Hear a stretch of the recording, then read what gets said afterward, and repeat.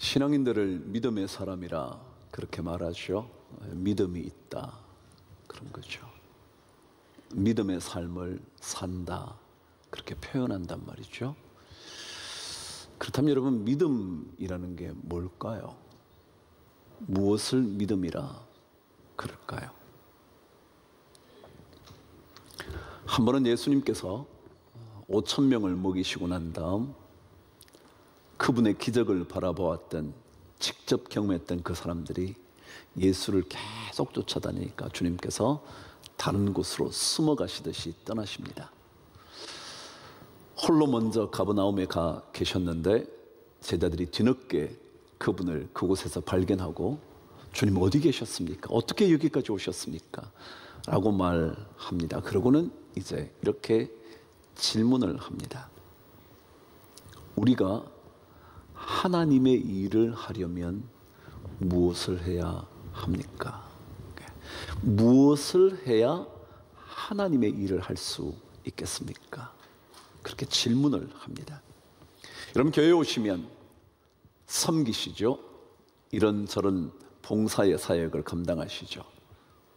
교회에서 어떤 직분이든지 직분을 맡지 않으셨든지 교회를 위하여 섬기는 일들이 있죠. 그것을 우리는 하나님의 일이라 그렇게 말합니다. 당연하죠. 그런데 오늘 성경은 무엇을 하면 하나님의 일을 할 수 있는 겁니까? 여러분이 하시는 것처럼 봉사의 일을 하고요, 성경 공부 열심히 참석하고요, 아니면 어떤 모임에 최선을 다해서 모이고요. 그런데 주님께서 그 질문을 들으시고 대답하신 내용이 이렇습니다. 조금 독특하니까 잘 한번 들어보시죠. 요한복음 6장 29절입니다. 읽어보시죠. 시작. 하나님께서 보내신 이를 믿는 것이 하나님의 일이니라. 하나님의 일이요? 열심히 섬기는 거요?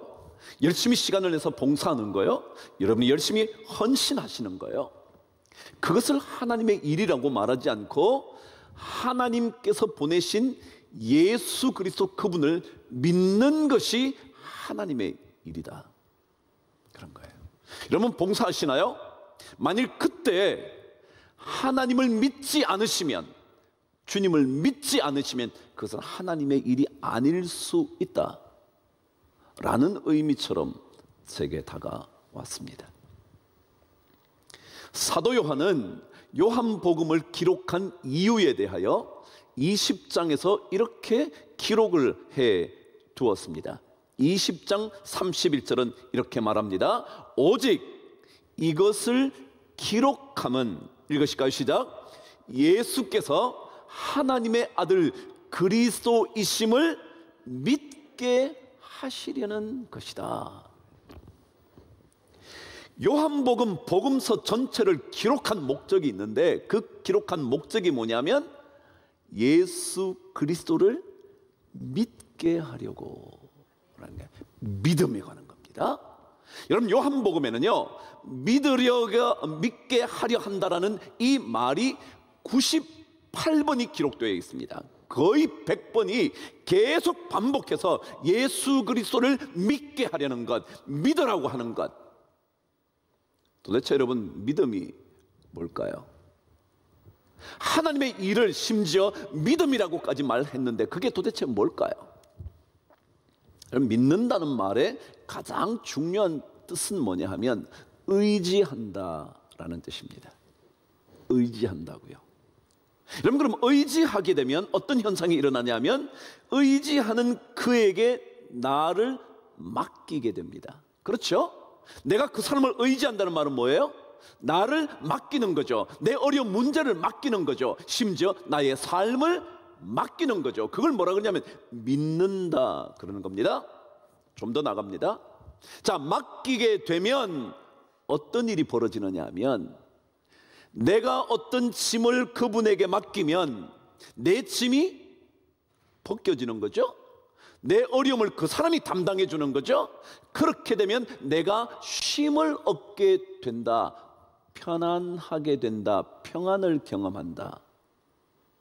이것이 바로 믿음이라는 거예요. 자, 그럼 다시 처음부터 되돌아갑니다. 믿음이라는 게 뭐냐 하면 예수 그리스도를 믿는다는 것은 그분을 의지하는 것이고, 의지하게 되면 나의 것을 자꾸 맡기게 되고, 맡기게 되면 그분이 짐을 지심으로 인하여 내 삶에 안식이 찾아온다. 이것을 뭐라 그러냐면 믿음이라 그런다. 자, 그렇다면 믿음을 가진 삶을 산다는 것은 무슨 의미냐면 내 안에 뭐가 있다고요? 안식이 있다, 그런 거예요. 질문해 보세요. 여러분 세상살이 힘드시죠? 그렇지만 만일 여러분이 믿음이 있다고 말씀하신다면 뭐가 있어야 돼요? 내 안에 평안함이 있어야 돼요. 불안하시다면 여러분이 아직 하나님을 믿지 않는 겁니다. 왜요? 맡기지 않으니까요. 의지하지 않으니까요. 아직까지 내 인생을 그분에게 다 맡기지 못했기 때문에 내가 불안한 거예요. 그래서 만일 믿음이 있다고 말한다면 그분을 통하여 자꾸 마음이 평안해지는 겁니다. 그 일의 결과는 두 번째고요. 일단 맡겼으니 그 결과에 대해서는 그분이 책임질 것이니까 나는 자꾸 안전함, 평안함, 쉼을 누려야 하는 겁니다. 그래서 신학자들이 믿음이라는 단어를 뭐와 동일하게 보느냐 하면 쉼이라는 단어와 동일하게 봅니다. 믿음이 뭐냐? 쉼이 있냐 없냐? 주님이 뭐라 그러죠? 내게로 와서 쉬어라 그러잖아요. 쉬어라. 그게 뭐예요? 주님을 믿으면 쉬게 된다는 거예요. 안심하게 된다는 거예요. 마음의 근심이 사라진다는 거예요. 자, 다니엘이요 지금 죽음을 눈앞에 두고 있습니다. 왜요? 자기는 올라가서 기도했으니까. 아니, 기도하기 전에 이미 자기는 기도할 건지인데 벌써 그에게 죽음의 사자굴이 열려 있다는 것을 알고 있었던 거죠. 인지하고 있었던 거죠. 그럼에도 불구하고 기도할 수 있게 된 이유가 뭘까요? 자기 자신의 인생 전부를 누구에게 맡겨서요? 하나님께 맡겼기 때문에 뭐가 있어요? 평안이 있어요. 그러니까 기도하는 게 두려울 일이 없죠. 하나님께 맡겼으니까. 다니엘이 그 상황 속에서도 전에 하던 것처럼 기도할 수 있었던 이유는 하나님을 믿었기 때문이었어요. 그래요. 성경은 다니엘에 대하여 이렇게 기록하고 있다는 것 제가 읽어드릴게요. 오늘 말씀 여러분 읽지 않으셨지만 23절에 보시면 이렇게 기록되었습니다. 이는 그가 자기 하나님을 믿음이었더라. 믿었기 때문에 자기에게는, 맡겼기 때문에 자기에게는, 의지하기로 결정했기 때문에 자기에게는 두려움이 없는 거예요. 그래서 기도하는 거죠.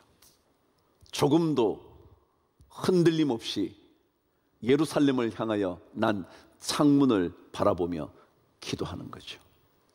여러분, 운명이라는 단어의 의미는 두 가지가 있다 그럽니다. 첫 번째는 생명이라는 말과 동일하답니다. 그러니까 운명이 달려있다, 그 얘기는 뭐예요? 내 목숨이 달려있다, 그런 얘기예요. 그렇죠? 그래서 운명과 생명은 동일한 의미다. 두 번째입니다. 국어사전에 의하면 운명이라는 단어는 이렇게 되어 있었습니다. 인간을 포함한 모든 것을 지배하는 필연적이고 초월적인 힘, 또는 그 힘으로 말미암아 생겨나는 모든 길흉화복, 이걸 뭐라 그러냐면 운명이라 그런다는 거예요. 자, 다시 말하면 어떤 초월적인 힘이 있는데, 그래서 그 초월적인 힘이 나를 끌고 가서 안 할 수 없고 하지 않으면 안 되는, 나는 길한 것을 원하는데 흉한 것이 찾아올 수도 있는 그런 걸 뭐라 그런다고요? 운명이라 그런단 말이죠. 이 운명을, 다시 말해 나에게 길한 것이 올 수도 있고 흉한 것이 올 수도 있고 화가 올 수도 있고 복이 올 수도 있는 이 모든 것을 누구에게 맡겼다고요? 하나님께 맡겼다. 그게 하나님께 운명을 건자다, 그 얘기예요. 이해가 되셨죠? 자, 하나님께 모든 것을 걸었어요. 걸었다는 말은 또다시 하나님께 모든 걸 맡긴 거예요. 하나님이 길한 것을 주시든지 흉한 것을 주시든지 아니면 복을 주시든지 화를 주시든지 그거 전부 다 누구에게 맡겼다고? 이미 하나님께 맡겼다. 그 사람 마음속에 평안함이 있는 거예요.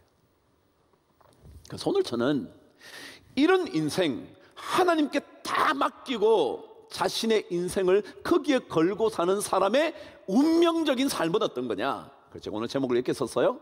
하나님께 운명을 건 사람의 뭐요? 운명. 하나님께 목숨을 건, 하나님께 기륭화복을 다 맡긴 그 사람의 운명적인 삶이 뭐냐? 오늘 첫 번째, 하나님께 운명을 건 사람의 운명적인 필연적인 삶의 모습 첫 번째.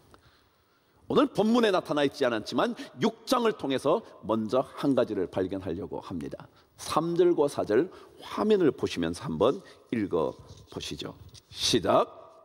다니엘은 마음이 민첩하여 뛰어남으로 다니엘을 고발할 근거를 찾았으나 아무 근거, 아무 허물도 찾지 못하였으니 이는 그가 충성되어 아무 그릇됨도 없고 아무 허물도 없었다 그랬어요. 읽으셨나요? 그럼 하나님께 모든 걸 맡긴 사람의 삶의 필연적인 운명적인 삶의 첫 번째 모습, 그는 자기 자신의 일에 가장 철저하고 충성스러운 사람으로 살게 되는 운명인 거예요. 수많은 그리스도인들이 예수 믿는다는 이유로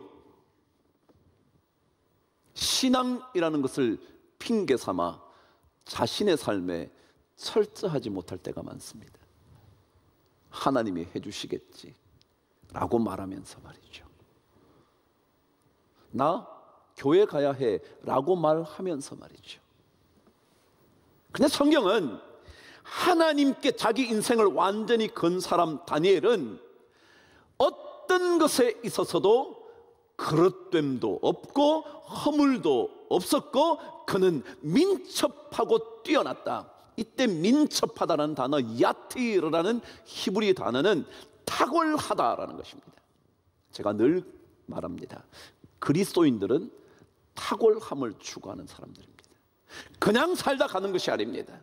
그냥 어떻게 그냥 예수 믿다가 가는 게 아니라 예수 그리스도께 내 인생 전부를 맡겼으니까 그분이 모든 것을 하실 줄 알고 결과를 이루실 줄 알고 나는 최고의 땀을 흘리는 겁니다. 그래서 누구보다 더 성실하게, 누구보다 더 충성스럽게, 누구보다 더 믿을 만한 사람이 되는 겁니다.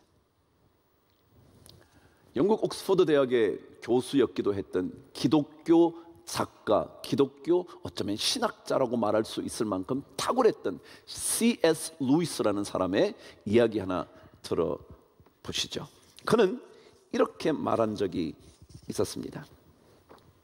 우리가 하늘에 마음을 둘수록, 다시 한번요, 우리가 하늘에 마음을 둘수록, 그리고 머리와 가슴이 예수님 그리고 그분의 나라와 목적을 향할수록 우리는 이 세상에 더욱더 유익을 끼치는 존재가 된다. 우리는 하늘을 핑계 삼아 가정을 버리죠. 예수 믿는다는 이유 때문에 모든 거 포기하죠. 아니요. 하늘을 향할수록 우리는 더 이 땅을 유익하게 만드는 존재로 산다는 겁니다. 오늘 마치 다니엘처럼 그는 포로로 잡혀왔지만 그의 나라가 무너졌지만 그는 이 땅에 어쩌면 노예 같은 인생으로 시작된 인생이지만 그러나 그는 어느 누구에게도 그릇됨도 허물도 없이 가장 충성스럽고 민첩한 탁월함을 드러냈다라는 겁니다. 예수의 사람들은 이렇게 살아가는 걸 겁니다. 아마도 믿음이 있다면. 왜요? 믿음은 그분께 모든 거 다 맡겼잖아요. 맡겼으니까 그분이 다 하실 줄 알고요, 결과에 신경 쓰지 않아요. 그냥 최선을 다하는 거예요. 지금 열심히 하는 거예요. 낙심하지 않는 거예요. 절망하지 않는 거예요. 고민할 필요도 없어요. 거기에 자신이 하나님의 영광을 드러내는 일에 어떻게 쓰임받을까? 어느 것 하나 흠잡을 데 없는 인생을 필연적으로 살게 되는 것, 이것이 하나님께 운명을 건 사람의 운명적인 삶이다. 그래서 예수를 믿으면 믿을수록 더 성실한 주인공이 되는 겁니다. 성실의 아이콘이 되는 겁니다. 왜요? 하나님께서 보시는 줄 알기 때문에 어느 누가 보지 않아도 저는 속이지 않습니다. 어느 누가 보지 않아도 자신의 일에 더 열심을 냅니다. 누가 인정해 주는지 안 주는지에 관심 없습니다. 하나님께서 인정해 주실 줄 알고 최선을 다합니다. 그래서 오늘 성경에 그는 이 나라 일에 대하여서는, 오늘 성경은 이렇게 말합니다. 국사에 관한 일에 있어서는, 나라 일에 관하여서는 그 사람으로 흠잡을 데가 없으니 그를 고발할 다른 근거는 이것밖에 없어 라고 말하는 겁니다. 우리 그래서 그리스도인들이 이런 사람으로 거듭나게 되기를 바랍니다. 우리의 힘이 아니라 성령의 도우심을 받아 충성되고 그릇됨도 없고 허물도 없는 자신의 일에 철저한 하나님의 사람으로 살아가는 이런 운명, 그 운명을 여러분과 제가 함께 누릴 수 있게 되기를 축복합니다. 두 번째입니다. 하나님의 사람, 하나님께서 찾으시는 운명을, 목숨을, 생명을 그분께 건 사람, 두 번째 운명적인 삶, 오늘 11절 말씀에 이렇게 기록되어 있습니다. 읽으실까요? 시작.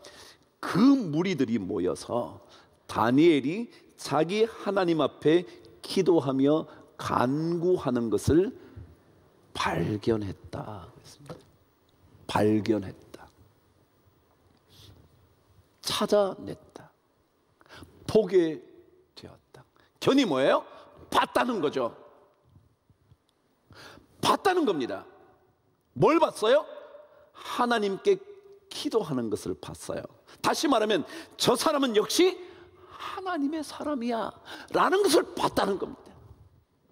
우리 그리스도인들이 하나님께 목숨을 걸고 산다 그럴 때 그 의미는 뭐냐면, 남들이 우리를 보다가 그래 저 사람은 하나님의 사람이야, 여러분과 제가 하는 말을 듣다가 저 사람은 하나님의 사람이야, 우리는 숨길 수 없는 존재입니다. 여러분과 저는 이미 예수의 사람으로 숨길 수 없습니다. 발견되는 인생입니다. 늘 주목받고 있는 사람입니다. 그래서 조금만 잘못하면 예수 믿는 것들이 그런다고 말하는 겁니다. 우리를 다 보고 있는 거예요. 우리는 주목받고 있습니다. 여러분, 우리는요, 누군가 우리를 계속 주목하고 있는 겁니다. 그래서 성경은 이것을 산 위에 있는 동네라 그럽니다. 산 위에 있어서 아무도 안 볼 수 없게 되어 있는 존재라는 겁니다. 여러분과 저는 누군가에게 발견되는 존재입니다. 드러나는 인생인 겁니다. 우리가 이 자리에서만 장로이고 목사이고 집사이고 성도가 아니라 여러분의 자리에서, 우리의 자리에서 우리는 발견되어지는, 드러나는, 그래서 알려지게 되어 있는 존재인 겁니다. 어떻게 드러날 것인가? 오늘 다니엘은 하나님께 기도하고 간구하는 사람으로 발견된 겁니다. 누가 그에 의하면 사도행전 초대교회, 예수님의 성천 이후에 그리스도인의 삶에 대하여 사도행전을 기록하면서 누가는 이렇게 그리스도인을 향하여 기록해 두었습니다. 사도행전 2장 47절입니다. 한번 읽어보시죠. 시작. 또 온 백성에게 칭송을 받으니 주께서 구원받는 사람을 날마다 더하게 하시니라. 여러분, 초대교회는요, 그리스도인의 삶의 질, 살아가는 삶의 양식이 다른 누구보다도 높았다 그럽니다. 그래서 로마 시민들이 그리스도인들을 보면서 저런 인생을 어떻게 살지? 라고 말할 정도였다니 말입니다. 오늘 말씀 그대로 온 백성, 주변 사람들에게 그리스도인들이 칭송을 받는 겁니다. 우리는 그렇게 발견되어지는 존재입니다. 우리는 세상의 빛입니다. 이 땅의 소금입니다. 산 위의 동네로 반드시 드러나는 존재입니다. 어둠 속에서 환히 드러날 수밖에 없는 존재입니다. 그럼 혹시 예수님을 믿어온 세월이 꽤 되셨나요? 꽤 되신 그 세월, 그 믿음의 삶으로 인하여 더 선한 사람이 되어 가시나요? 더 사람들에게 저 사람은 예수 사람 맞아 라고 말하게 되나요? 그 사람을 보면서 진짜 저 사람은 하나님을 믿는 사람이야 라고 말하게 되나요? 우리 자녀들이 우리 엄마 아빠 세월 오랫동안 예수 믿었는데 진짜 예수 믿는 사람으로 자식들이 보면서 놀라워하나요? 오늘 다니엘은요, 그의 삶으로 인하여 왕이 근심합니다. 어쩔 수 없이 규례가 만들어졌으니 사자굴에 던질 수밖에 없게 됐지만 왕이 그를 건져내려고 힘을 다하다가 하룻밤을 맞는 겁니다. 밤새 잠을 자지 못하면서 그가 어떻게 되었을까 걱정하게 됐습니다. 다시 말하면 하나님께 운명을 건 사람들은 세상의 어떤 누군가가 하나님의 사람을, 우리를 바라보면서 와, 저 사람 저렇게 되면 안 되는데, 저 사람 저렇게 되면 안 되는데 말할 수 있는 존재여야 한다는 겁니다. 그게 우리 하나님께 운명을 건 사람의 필연적인 삶입니다. C.S. 루이스의 또 다른 이야기 하나 여러분에게 들려드립니다. 그가 이렇게 말을 했습니다. 이 땅에 가장 큰 기여를 하는 사람들은 이 땅이 아니라 그 너머의 세상을 가장 많이 생각하는 사람들이다. 돈을 벌어도요, 하나님의 사람들은 돈을 바라보지 않고요, 하늘에 계신 하나님을 바라보는 거예요. 진짜 그분 때문에 돈에 대하여 더 정직해집니다. 돈에 대해서 더 깨끗해집니다. 돈의 노예가 되지 않기 위하여 우리는 몸부림칩니다. 그렇지 않으면 그 돈이 우리 삶을 완전히 인도해가는 신이 됩니다.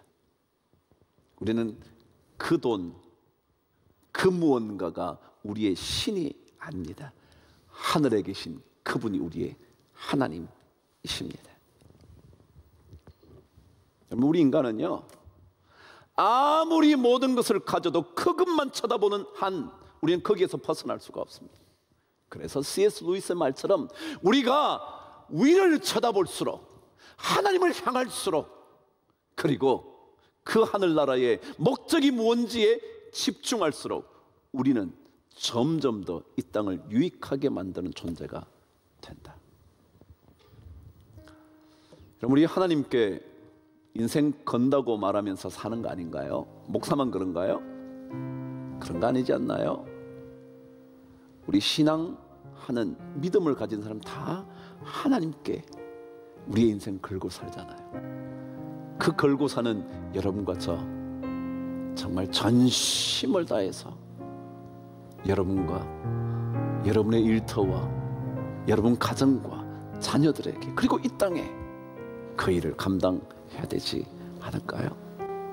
그것만이 아니라 반드시 누군가에게 알려지게 된다는 사실을 기억하시고, 숨길 수 없음을 기억하시고, 자신을 진짜 멋진 하나님의 사람으로 털어내놓고 여러분과 저의 이 믿음의 길 잘 걸어갈 수 있게 되기를 바랍니다.